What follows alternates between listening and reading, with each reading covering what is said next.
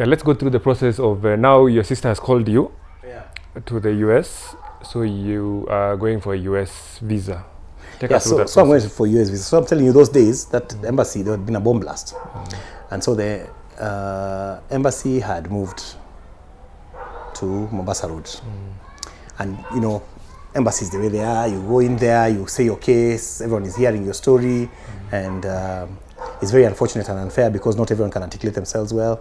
So there was a particular lady who was there with the mother, and you know, I'm watching, and then you have this, they had like 3 or 4 counters. So there's one lady there who was like Chinese looking, but I think Chinese American, whose job was just to say no. She had just said no so many times. So, you know, you calculate, and as the lines go, you could end up counter 1 or counter 4, you know, counter 3, and you're hoping that that's not a counter you're going to. So whoever is there, you're hoping that person lasts. So before I got to her, there was a girl who had gone there with her mother, and the girl had spoken, and I thought they were going to take some time. So I think she was asking questions, and then the mother is answering. She's asking questions, the mother is answering, and then she just closed everything up. She gave it to them. She told them, go and make a decision who's going to the US, you or your mother. And then I was next. So I've gone there alone. And I don't think anyone thought I would get the visa, even in my own home. People were just, So I went there, and I spoke to this lady, and she asked me, what are you going to go do? And I told her I'm going to do sports medicine. I said, do you play any sports? And I said, yeah, I swim. What are what strokes of swimming do you do? I told her. I said, how many strokes are there? I told her. I said, which one is your favorite? I told her. She said, do you do it completely? Yes. What is your fastest time? I told her. And then she just told me, well, come for your visa in the afternoon. Did you really do swimming before? Yes. I swam competitively in high school all my 4 years. It was something I knew. Okay, so it was easy for you to... It was easy for me. So you got the visa? So I walked out, man. Where? You know, that was the first time I had done something that had worked. Because all the other times you've quit. All the other things. And now I had gotten a US visa. See, I was a hero. Even in my Kasmolka village, I was then going back to LD, just imagining, you know, building my American dreams in my hair. I'm going to the US, I can't believe it, it's happening, and all that and all that. At this time, you already moved to LD, your parents? I already moved to LD. And when I got home, you know, my parents are expecting, you know, I've come, because, you know, you don't even call ahead, you just show up. They're like, hey, Usharudi. You know, just silly, they're thinking maybe it's not happening, and then I'm like, yeah, I got it. So the next month, were they proud of you? Very, very, very, very. Was it the first time you felt like they were proud of you? I think it was the first time. I think even for them, it was the first time they felt like I had done something, and because most of that process had not been controlled by my peros, it was me and my sister who had done it, and I ended up at this. Okay, they had done the whole thing of paying the, you know, the required fees and blah blah blah blah, but in terms of even showing up and making a case for yourself was something I'd done on my own. So it was really a moment of pride, not just for me, even for them. You know, I mean, you can imagine it's 2024 and going to America is still a big deal. You can imagine at 1999. How old were you? I was 22 years old. 21. You were young. Yes. So and I never lived on my own. It's the first time to... First time. So you moved to the US. Well, how was it going to the US now? So now Harambe is done. You know how those things used to be. They call people, Harambe always going, blah, blah, blah. They called my former headmaster, he came. The one who suspended you? No, the primary school one. He was a guy who was very interested in my English those days. And within a month we were ready, and I was leaving for the US. But something happened before I left. What happened? So on the day I was going, now we've gone on the flight plan, we're going to France. It was an Air France flight. They used to fly here those days. I think they don't anymore. So it was Paris and Lafu, Atlanta. So I'm excited. I've flown from LD to Nairobi for the first time on a plane. The airport was then, you know, new. It was a very tiny plane, which almost killed me, but it was supposed to give me the feeling. My parents wanted me to get the feeling of what it would mean to fly. So I'd flown the day before. All my friends in LD have seen me off. at the LD airport, and now I'm in Nairobi. And I'm with this particular friend who, by the way, incidentally, he works with a youth program down here at NPC Valley Road. Now, okay. Like he's a counselor. Oh, okay. Like you should call him here. He's called Herbert. So Herbert and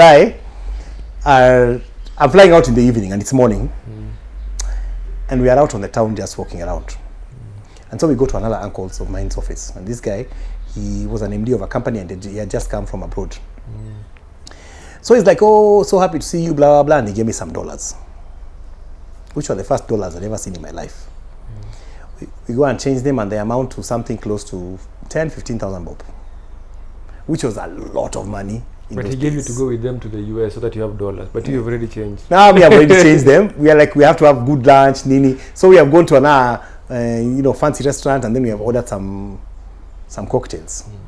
So these cocktails were alcoholic. So we have taken 1, 2, 4, what? By the time it reaches 4 o'clock, hey, I'm drunk. And I'm flying out. So is it the first time you're drinking? Like that? No. Well, it's the first time I'd been to college and we had those moments. But this is the first time I've gone to like a high-end restaurant and tried those cocktails whose names I do not even know. Eh? Yeah, where they mix things. Where they mix things, eh? And they're all sweet, and they're colored and all that. Yeah. And so I'm drunk, and I'm flying out in the evening. And I know there are people watching this thing and they're so annoyed right now. That's why I'm annoyed. It's called Real People, Real Stories. So I'm annoyed with this story, like, what the heck is wrong with that guy? Yeah? You're supposed to fly to the US, and now you're drunk. Yeah. And it's the same day you're supposed to fly. Yeah. I'm flying out at night at 9 p.m. 9 p.m. And you're drunk during the day. So I'm drunk, and I have this uncle of mine who lives at Funguo Estate. Hapa tu Mbagathi Road, hapa chini. Where all my things are, nini. In the evening, they've arranged for dinner. Alafu, I'm escorted in a major way to the airport. And this is the one thing now you have done right, that you have gotten the visa. And this is the one thing I've done right. I've gotten yeah, so I go to... Anyway, we go to this house.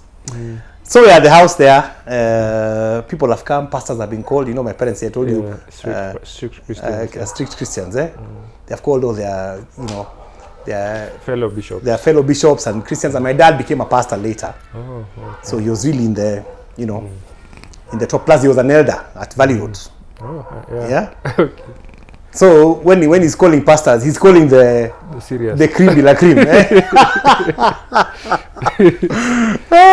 Kina Munengi of that time. So my uncle quickly noticed that I wasn't myself. Snuck me into the bedroom, and credit to him, he gave me a lot of water, trying to, but it was kind of obvious I was woozy. So by the time it was time to fly out, my parents were so pissed off, especially my dad. In fact, he was saying I shouldn't go. But an air ticket has been bought. You've gotten a visa. So I am sent somehow in my high nature and said goodbye to, and I check in on the plane. And that's how I left Kenya. But I did not know at that time, but they say a bad beginning makes a bad ending. This is, by the way, these are stories that are in my book. Yeah. Very candidly, I've tried to put them in as much, as raw as possible, just to teach others as well. So I left that night that way, leaving a trail of scandal behind me. Shame on my friend Herbert, because everyone blamed him as well, and my parents were so embarrassed, and it was not a good start. So you arrived in the school there, or who did your sister receive you, or? Yeah. First of all, naongea kuhusu the school. First, I arrived in France. Do I even know where I am? That is when I am. I'm now sobering up. There is so much light. I'm supposed to take a bus to you from one terminal to where I've missed it. I'm talking to the French people there. The French people up to date, a lot of them don't speak English. And by choice, by the way, they just intentionally don't want to talk to you in English. They tell you to learn French. So I'm moving around this Charles de Gaulle airport, not knowing what's up. By the time I found my next flight, it was minutes away to it going. And you can imagine, no phone, nothing. There's no way you're going to text home Yeah. We didn't have those things. So they are just on a hope and a prayer that I'll make the connection, and then they'll hear from my sister eventually that I have arrived.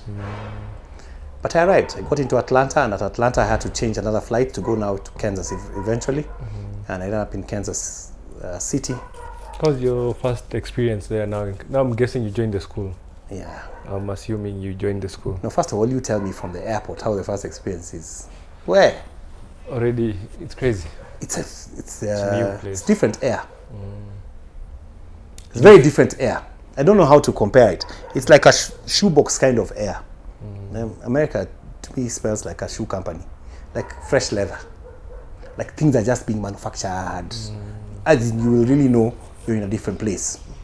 And I think here what we have is fresh air kabisa. Okay, it used to be a lot fresher back in the years. Nowadays, when you land in Jomo Kenyatta, there's a bit of pollution and stuff. We have really done a number. But really, what would hit us the most was the freshness of the air without a hint of smell of anything else. But anyway, but it wasn't a bad smell like America. It was like a new leather smell. Okay. So I get there and I see all these vehicles. We are driving to the place. It's so big. It's so, it's so white because I went to Kansas. It's extra. And when I go to school, I'm the only black guy there. After because I went and I stayed a whole December. Then in January, the schools opened. So now I go to school and I'm in this class and I'm, Did you face any racism at that time? Yeah, racism in Kansas that time was high. It was, this state is in the middle of America. People even used to ask, how did you end up in such an Ushago place?